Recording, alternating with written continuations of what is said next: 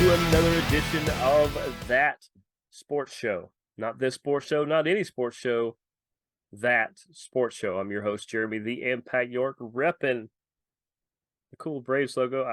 Somebody's going to have to explain this. I think this is an old school Braves or something. I don't know. I like the hat.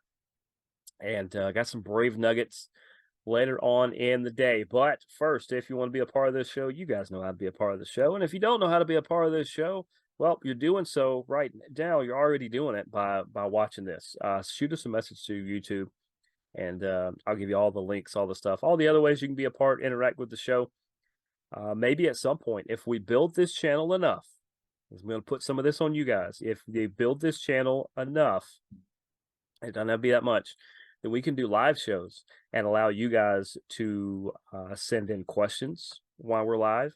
You can maybe at some point we even have some of you guys on. I'm not afraid to do that. I would love to have you guys on. So help us build this channel. Impact_media_, I believe is what we are. I really should look that up. But other than that, let's get into tonight's show. We've got a lot. And as always, I want to start with the NFL. Let's start with the games from last weekend. Friday night, in the battle of the who's going to get the number one pick, the Bears are able to outlast the Panthers. I believe they have the Panthers pick. So in doing so, the Panthers pick actually goes to the Bears. And right now, I believe the Bears have the top two picks in the draft, or at least number 1 and number 3 or 4, something like that. And gosh, they need it. And before any of you guys say anything, yes, I think they'll grab the quarterback if they have 2 first-round picks that high. They'll get a quarterback. And here's why. You can get something for Justin Fields. You can get a lot, actually, for Justin Fields. He's a good player. Just needs to be developed, and Chicago's not developing him. And also, you get to reset the pay scale because Justin Fields is pretty close to getting a new contract. And instead of having to pay him, you can reset it on a new quarterback because it doesn't matter how good he is. The team around him is awful. So just wretched, just horrid. So while you're still building, no reason to pay a quarterback. But other than that, game was a typical Thursday game. It was weird. It was quirky. It was all over the place. It was, in this case, 2 bad teams. Bears ended up with the win. They moved to 3-7. Yeah, we'll talk about Giants, Cowboys. The Cowboys continue to smoke the Giants like they are a Christmas ham or Christmas salmon. Smoke it like anything, I guess. Giants probably lost Daniel Jones for the year. They're already bad. Gets worse. Giants need an overhaul. It probably means new coaches, everything else. I don't know this necessarily the coaches, but Cowboys continue to roll. Turns out part of what they needed to do was have Mike McCarthy on the play call. He's terrible at clock management, but he's pretty good at being the offensive coordinator. Imagine that. Cowboys continued to roll. The Colts and the Patriots played. They had a combined 16 points. This game was actually worse than the Thursday game. Just not a lot to write home about. Colts find a way to beat the Patriots. Patriots are 2-8. We know the obvious question there. I think the way that Belichick is going to be able to save himself at least a year is to say that he tell Robert Kraft that I'm going to bring Josh McDaniels back as a coordinator. That's all the times we did really well was when he was there. So I'm going to do that. I think that'll save him another year or so. I don't think he'd be out this year anyway. But Colts, Gardner Minshew had an okay game. I think that game was – didn't they play this game in Germany? God bless the Germany fans if they sat through this game because, sometimes we have not given London and the rest of Europe really good games, and I think this is one of them.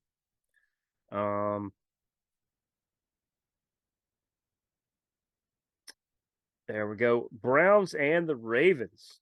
Good on the Browns, man. The Browns are just a game behind the Ravens. The Ravens are playing right now against somebody, but they're winning. I'll get into that in a second. But the Ravens like to let people hang around in games.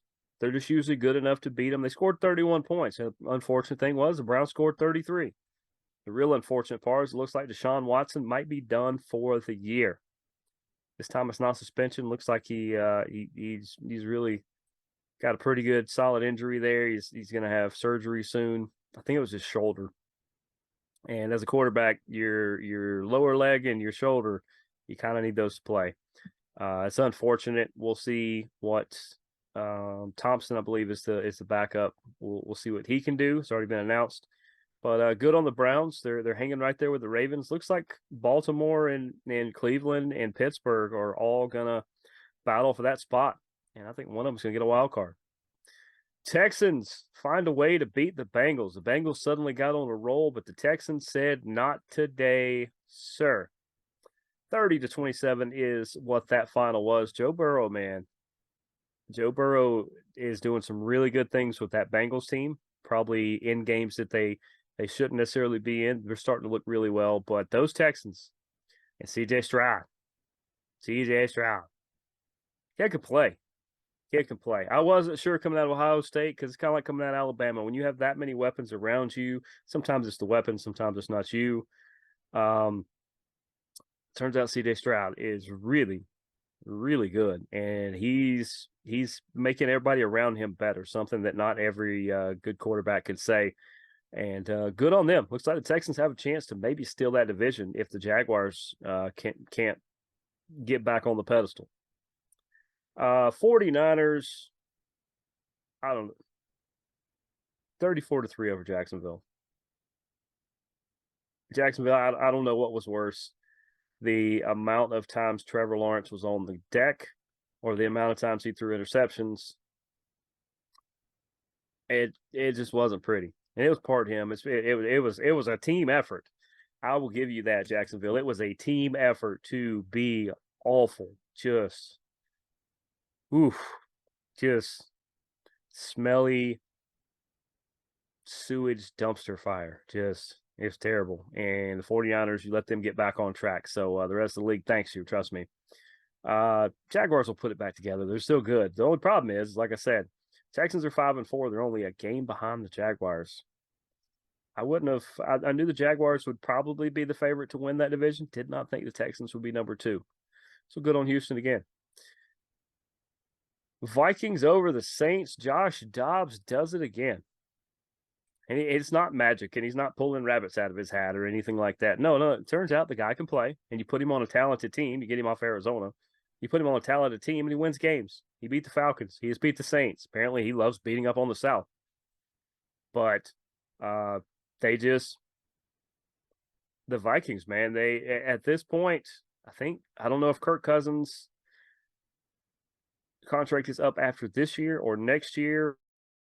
I think if they can just kind of let Dobbs roll with it with this team and they're winning, might be the end of Kirk Cousins in Minnesota. I think he'll land somewhere else. He's still a good, solid player. He can still play. He's still a good, really good player. But good on the Vikings, hanging in there in their division. In the same division, the Packers drop another game, this time by 4 points to the Steelers. Good win for the Steelers. They find themselves in the mix with the Ravens and the Browns. As I said, 23-19 is this one. Green Bay is another team that is now they are now in the same territory. Like I said, there's a couple teams that the Falcons decided that they're going to try Heineke over Ritter. We've seen that for a couple games now. And I don't think that Green Bay is going to put somebody in other than Jordan Love, but they're starting to wonder if Jordan Love is the guy they need going forward, or if they need to do something else. Like I said, Kirk Cousins may be available. There's a couple other guys that might be available. Desmond Ridder might be available. I think developed the right way, Desmond Ridder can still play in this league. I think having him play so early on and not getting a chance to really study behind anybody. I know you guys say, oh, for a year and a half or for half a year behind Mariota. He shouldn't have played that first year at all. And it's not his fault. He's highly talented. It's a lot to try to learn how to be a pro, to learn the playbook, to learn your teammates, to learn the tendencies, to do all that in a year. That's, I made the comparison that, whatever company you work at, it's like they hired you on day one and wanted you to, they hired you in the mailroom, but they want you to be the CEO.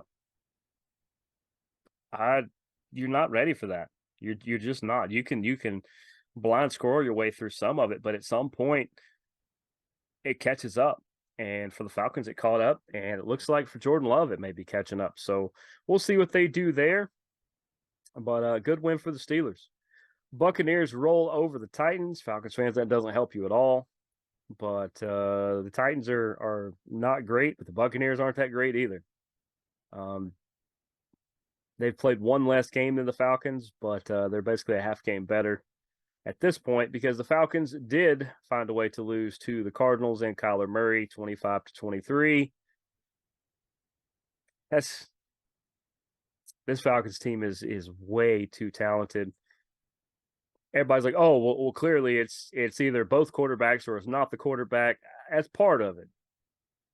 At this point, that many weapons, it shouldn't matter who the quarterback is at this point. If you can't find play calls that will get the ball to your playmakers, then that is the problem. That's coaching. I'm not saying it's the head coach. I still think it might be the coordinator.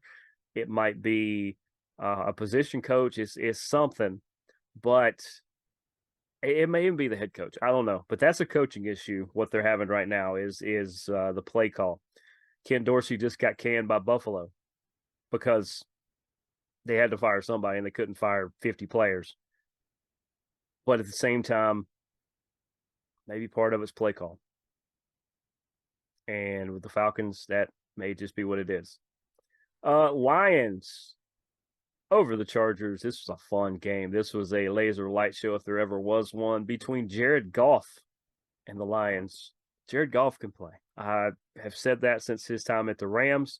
Jared Goff is somebody that, they're not going to let him out of Detroit now, but if you knew he was available and you know what you know now, Falcons, Buccaneers, Saints, even anybody in the South,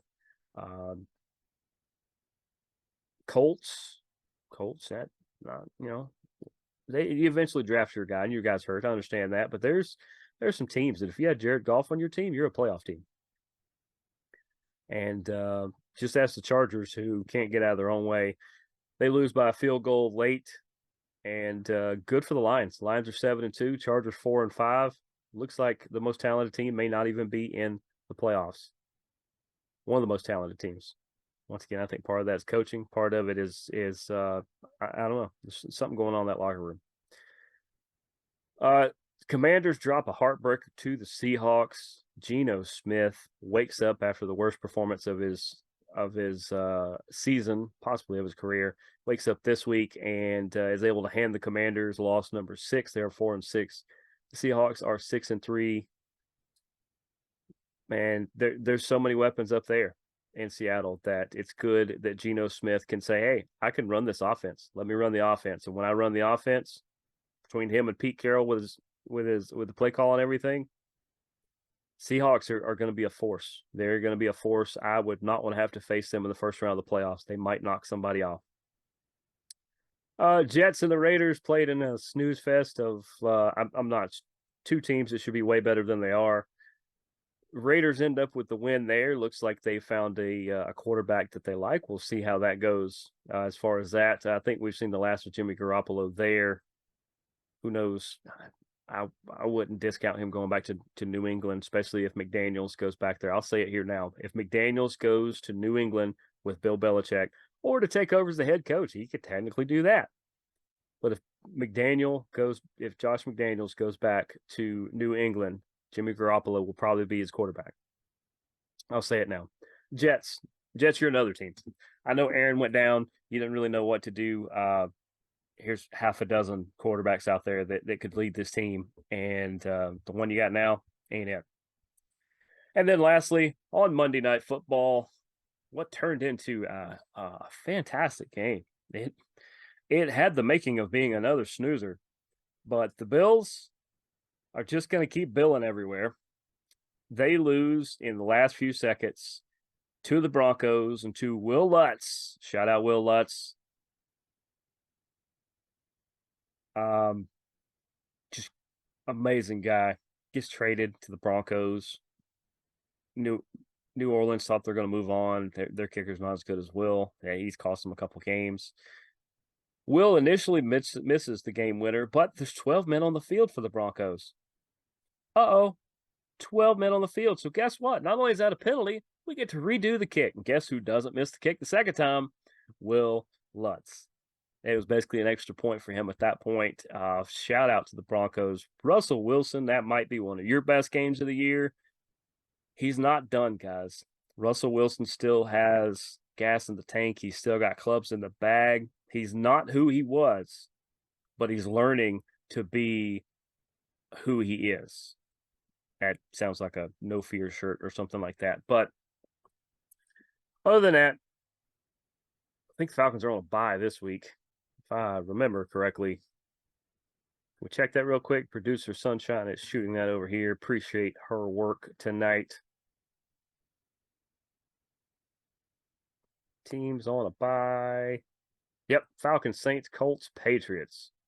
All teams who need a break. Absolutely. All right. Bengals, there we go. Bengals and and Baltimore are playing right now. Looks like Joe Burrow's a little dinged up. Looks like Lamar Jackson's a little dinged up. And it is 10-7 Cincinnati. Yeah. Told you about Deshaun Watson. Let's talk a little Atlanta United. All right, let's talk Atlanta United. They unfortunately lost on Sunday. They are officially done for the year. And now the rumor mills and the speculation starts. I will go ahead and say you will probably see at least 8, 9, 10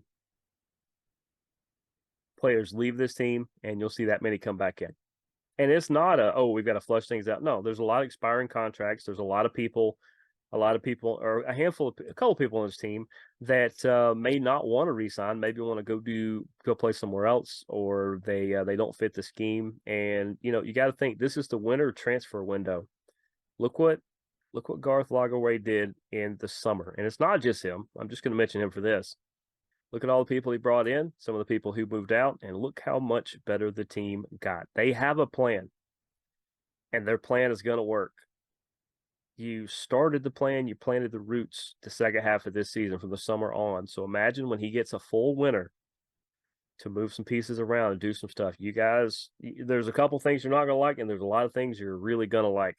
But this United team, early, they were just rough out of the blocks. I think they did some good stuff early. I'm not going to say they didn't. They didn't win some games and stuff. There was just no continuity. They were trying to get their footing, trying to put all the pieces together, and I think they just ran out of time. Columbus is a really good team. They had the higher seed. They had the home games that were they basically sandwiched the United home game in the weirdest format I've seen. But kudos to Columbus for their win. They're going to advance, and I think they get Orlando. So what a prize that is, faced one of the best teams in the league. But as far as United, like I said, we're going to stay tuned to us and some others for some things that are going to happen in the off season. I am going to line up a guest or so from the United world, that people that cover the team that have actually been on this show before, not on the video form, but I'm going to get some of those people on, and we are going to talk off season and some things, because there's going to be some things happening. And like I said, you guys just stay tuned. Don't react to each little part of the story.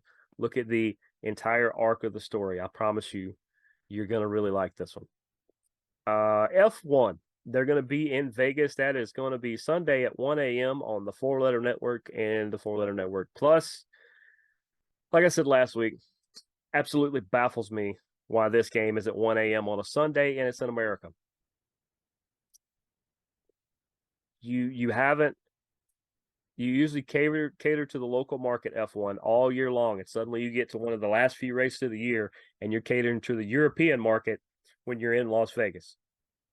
Are you trying to race under the lights? Because why wouldn't you just race at 8, 9 o'clock? because then you could go 8 to 10 or 9 to 11. You know, over in Vegas time, which is still 11, 12 over here, but still 1 a.m. This race is going to kick off at like 11 p.m. in Vegas. What do you? It makes no sense. It makes no sense. Obviously, Max Verstappen is one of the favorites. News come out of Aston Martin earlier this week that Mr. Stroll, Lance Stroll's dad, who owns the team, a majority stake of the team, has sold a minority stake to some others. And this is the first time I think he's ever done that, or first time in a long time he has, which values the team at over $1 billion, like $1.2 billion.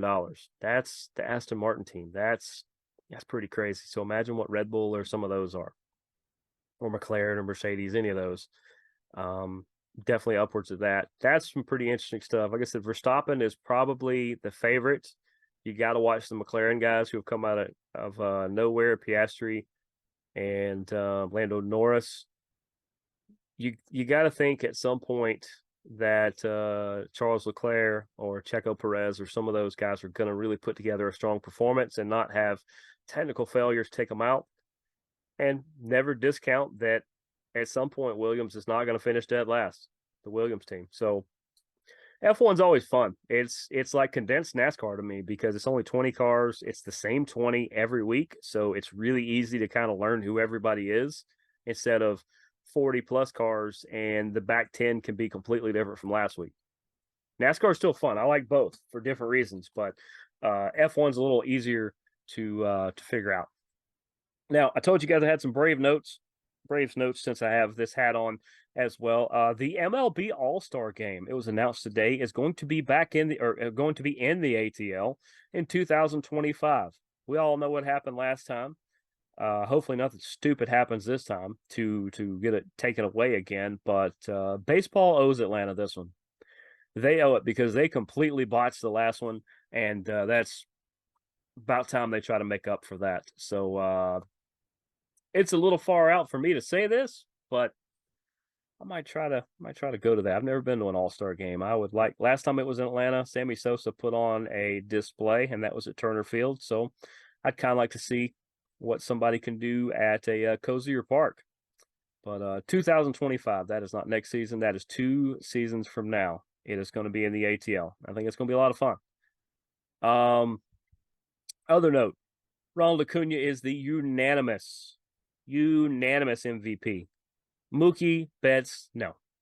Mookie had a great season, but he didn't have a Ronald Acuna season. Acuna gets all 30 first place votes. Not to be outdone, all 30 second place votes did go to Mookie Betts. Shout out to Corbin Carroll and Freddie Freeman, and forgot the other one that were in the running. They had good seasons. You just didn't have Ronald Acuna seasons. And shout out to Ronald for that. Now, last thing I want to get into, I just want to briefly go over this. I know we don't talk a lot of rugby on here, especially with the team no longer in Atlanta, but we are going to talk some stuff here and there. And just want to throw this out because as this emerges to be a bigger and bigger sport, it's kind of following the model of soccer, aka football. MLR, Major League Rugby, the players are going to vote in February to potentially unionize, which would help raise the base pay and get some other things going in the league, kind of equal things out. What they basically need is 50% of the people who vote, however many vote. They're going to send it out to all the players, emails and ballots and things like that. 50% of the vote plus one. So if 1,000 people vote, they need 5,001 to vote for it. If 10 people vote, then 6 people need to say yes to it for it to work. There are some differences between unions and associations. The union is what they're going for here, where they would band together a little more. Association is a little more of a loose term, I believe. This would basically it really sets the base contract level is the main thing here, because some of them are all over the board. Sometimes the pay scales and the entry contracts and the middle contracts even are just based on what team you're a part of and what area, as opposed to it should just be a certain level like you can get in a lot of other sports. But at this point, they're still talking about it a lot. I'm going to reach out to some of the players that I am still in contact with and see kind of there.